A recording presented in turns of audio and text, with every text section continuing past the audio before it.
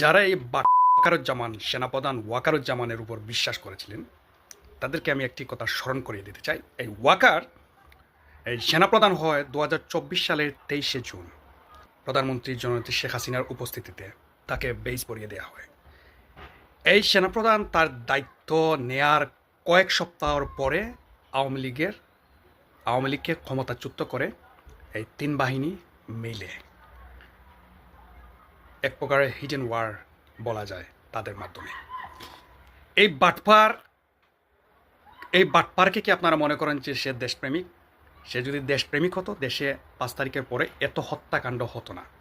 সে যদি দেশপ্রেমিক হতো সে দায়িত্ব নেওয়ার পরেও সে দেশদ্রোহীদের লালন পালন করতো না, সে রাজাকারের বাচ্চাদের পাহারা দিত না।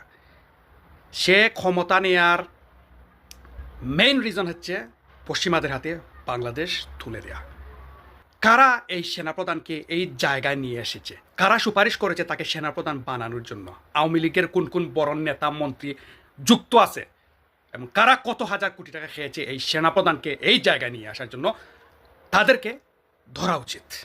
কোন কোন মন্ত্রী এর সাথে জড়িত, কোন কোন এমপি, কারা কারা এই সেনাপ্রধানকে সুপারিশ করে এই জায়গায় নিয়ে এসেছে, এই কুত্তাগুলোদের ধরা উচিত।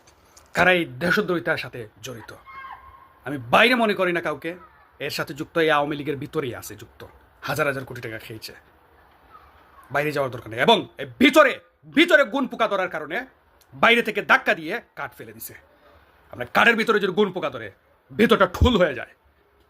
এই আওয়ামী লীগের ভিতরে আওয়ামী লীগের শত্রু, আর বাইরের শত্রুরা তখন সুযোগ পেয়েছে ধাক্কা দিছে। এটা আপনাদেরকে বুঝতে হবে। এই সেনাপ্রধান কখনোই দেশপ্রেমিক না। এই সেনাপ্রধান হচ্ছে পশ্চিমাদের এজেন্ডা এই সেনাপ্রধান। আমি স্ট্রেইট ফরওয়ার্ড কথা বলতে পছন্দ করি সবসময়। স্ট্রেইট ফরওয়ার্ড আমি কথা বলি। কে কী বললো, কে কীভাবে নিল, আই ডোন্ট কেয়ার। এটাই বাস্তব, এটাই সত্য। আপনাকে মানতে হবে, আপনাকে মেনে নিতে হবে। এই সেনাপ্রধানের দিকে যারা তাকিয়ে আছেন এখনও, আপনারা বুকার স্বর্গে বসবাস করছেন। এই সেনাপ্রধান সে 5 তারিখ দেখিয়ে দিয়েছে সে চাইলে ওই সময় সব কিছু নিয়ন্ত্রণে নিতে পারতো, কন্ট্রোল নিতে। আগের দিন 4 তারিখ বৈঠক করেছে মাননীয় প্রধানমন্ত্রী শেখ হাসিনার সাথে।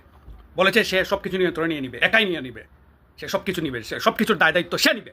কিন্তু পরের দিন এটা নিছিল দায়িত্ব, সে সুযোগ করে দিয়েছিল রাজাকারদেরকে। এটা হচ্ছে সেই সেনাপ্রধান। আপনি কার দিকে তাকিয়ে আছেন? আপনি কার দিকে তাকিয়ে আছেন?